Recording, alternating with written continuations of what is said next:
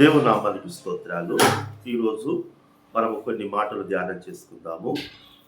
యోహాను సువార్త 6వ అధ్యాయము 54వ వచనాన్ని ఒకసారి మనం చదువుదాము. ప్రభు బలను గురించిన మరి కొన్ని విషయాలు. 6వ అధ్యాయం 54వ వచనం. నా శరీరము తిని నా రక్తము త్రాగువాడు నిత్య జీవము గలవాడు. అంత్య దినమున నేను వాడిని లేపుదును. దేవుని ఒక మాట ఏం చెప్తున్నాడు తెలుసా? దేవుని శరీరము తిని దేవుని రక్తము తాగిన వాడే పరలోక రాజ్యానికి వారసులు. దేవుని యొక్క రాకడ దేవుడు అతన్ని మరి పరలోకానికి తీసుకెళ్తాడట.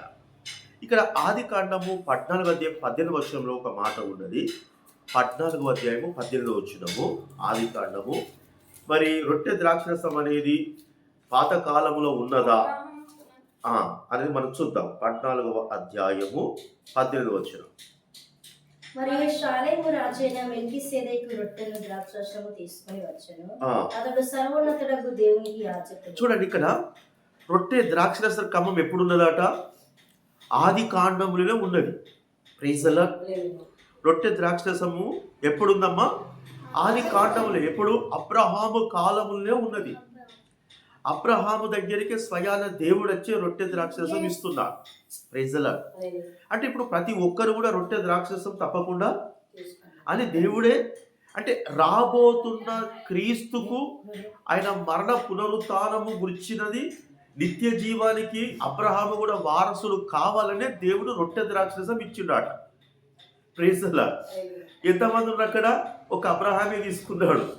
అంటే ఎక్కువ మంది కాదు అక్కడ కావాల్సింది, ఉన్న ఒక్కరైనా మంచిదే, కానీ తప్పకుండా రొట్టె ద్రాక్షరసం అనేది తీసుకోవాలని దేవుని యొక్క నియమం ఉన్నది. Praise the Lord. ఇక్కడ మనం చూసినట్లయితే మనము లూకా సువార్తల మనం అంటే తెలుసు, నేను ఒక మాట చెప్తా వినండి, చదవద్దు, ఇది చూడండి. లూకా సువార్తలు చూసినట్లయితే అక్కడ అబ్రహాం ఉంటాడు, లాజరు ఉంటాడు. అబ్రహాం ఎక్కడున్నాడు? నిత్య జీవంలో ఉన్నాడు. లాజరు ఎక్కడ ఉన్నాడు? పాతాళంలో ఉన్నాడు. మరి అబ్రహాము ఇటు చూడు, నిత్య జీవంలో ఎందుకున్నాడు? దేవునికి స్తోత్రం. అర్థమవుతుంది కదా? అబ్రహాము నిత్య జీవంలో ఎందుకున్నాడట? రొట్టె తీసుకున్నాడు, ద్రాక్ష తీసుకున్నాడు. ఎవరిచ్చిండ్రు? దేవుడే ఇచ్చిండు. ఎందుకు? రాబోతున్న మరణ పునరుత్థానం అనేది తప్పకుండా అవసరము, నిత్య జీవం. ఎందుకంటే దేవుడు అన్నాడుగా, నా రొట్టె తిని త్రాగువాడే నిత్య జీవం గలవాడు. ఇప్పుడు అబ్రహాం ఎక్కడున్నాడు? నిత్య జీవం ఉన్నాడు. ఎందుకున్నాడు? రొట్టె తీసుకున్నాడు, ద్రాక్షరసం తీసుకున్నాడు. దేవునికి స్తోత్ర. హల్లెలూయా. ఇక్కడ యెషయా గ్రంథము 53వ అధ్యాయం 5వ వచనంలో, 53వ అధ్యాయం 5వ వచనం, యెషయా గ్రంథము 53వ అధ్యాయము 5వ వచనం.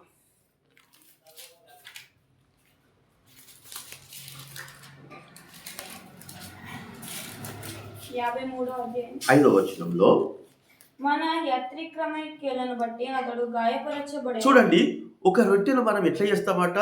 బాగా పిసుకుతా అంటాం, అంతే కదా? బాగా పిసుకుతా అంటాం. యేసుక్రీస్తు ప్రభువారు కూడా ఆ రొట్టెలాగా మన కొరకు ఆయన ఏమైపోయాడట? గాయపరచబడ్డాడు, మన దోషములు బట్టి నలగొట్టబడ్డాడు. ఎట్లా రొట్టెతో గట్టి కొడతాంటామో ఆ ప్రకారంగా యేసు ప్రభువారు కూడా నలగొట్టబడ్డాడట. Praise the lord. నెక్స్ట్, అతడు పొందిన దెబ్బల చేత మనకు స్వస్థత. అంటే అతని శరీరములోకి వెళ్ళి రక్తం అనేది కారింది కనుక ఆ రక్తములాగా ఈ ద్రాక్షరసం. Praise the Lord. అంటే ఈ రొట్టె ద్రాక్షరసం ఎందుకు తీసుకోవాలంటే, రొట్టెలాగా యేసు ప్రభువారు నలగొట్టబడ్డాడు, ఆయన శరీరంలోకి వెళ్ళి రక్తం అనేది చిందించబడ్డది కనుక ఆ రొట్టె ద్రాక్షరసం అనేది తీసుకున్నప్పుడే మనం నిత్య జీవానికి వారసులు అవుతాం. హల్లెలూయా. ఎందుకంటే ఈ లోకంలో ఉన్న పాపము, కల్మషం అనేది దేవుడే రొట్టెగా వచ్చిండు, దేవుడే రక్తమును అర్పించిండు కనుక ఆ రొట్టెను అంటే దేవుని తీసుకోవడము, ఆ ద్రాక్షరసం అంటే దేవుని ఒక రక్తం తాగినప్పుడు మనం ఏమైపోతాము? దేవుడున్న పరలోక రాజ్యంలో కూసగలుగుతాం. దేవునికి స్తోత్రం.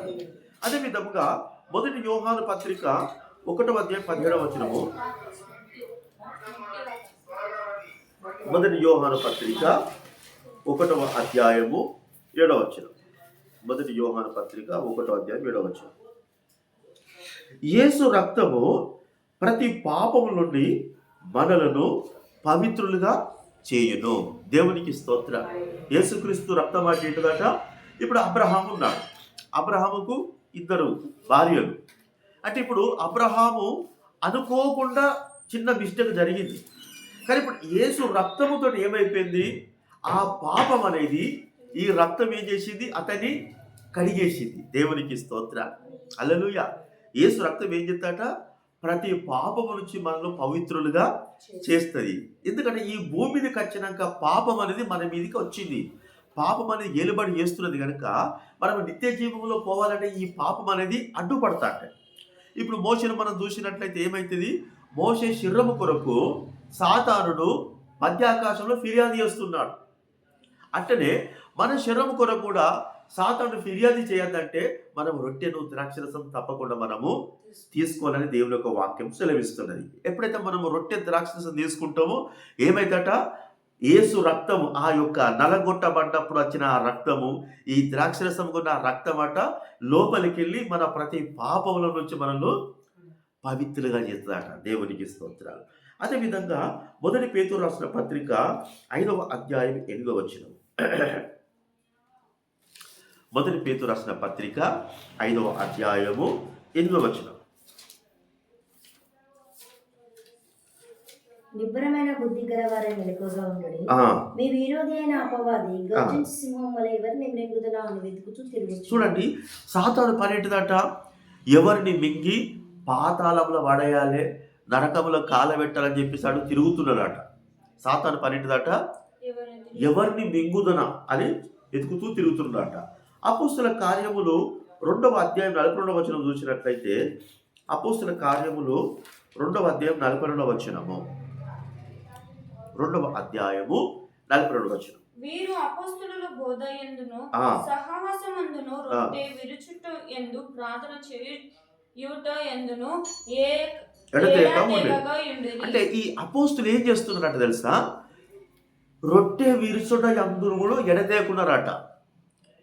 అంటే ఈ మింగడానికి వచ్చిన సాతాను వచ్చినప్పుడు వీళ్ళు ఏం చేస్తున్నారు? రొట్టె తీసుకుంటున్నారు, ద్రాక్షరసం తీసుకుంటున్నారు. ఇప్పుడు వాడు ఏమైపోతున్నాడు?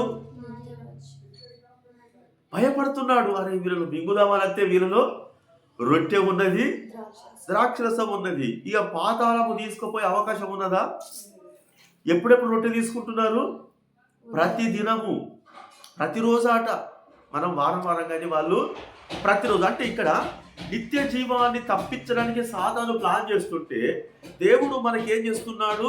నిత్య జీవానికి వారసులు ఉండడానికి రొట్టెను ద్రాక్షరసాన్ని ఇస్తున్నాడు. మొట్టమొదటిసారి రొట్టె ద్రాక్షరసం తీసుకున్న వ్యక్తి ఎవరు?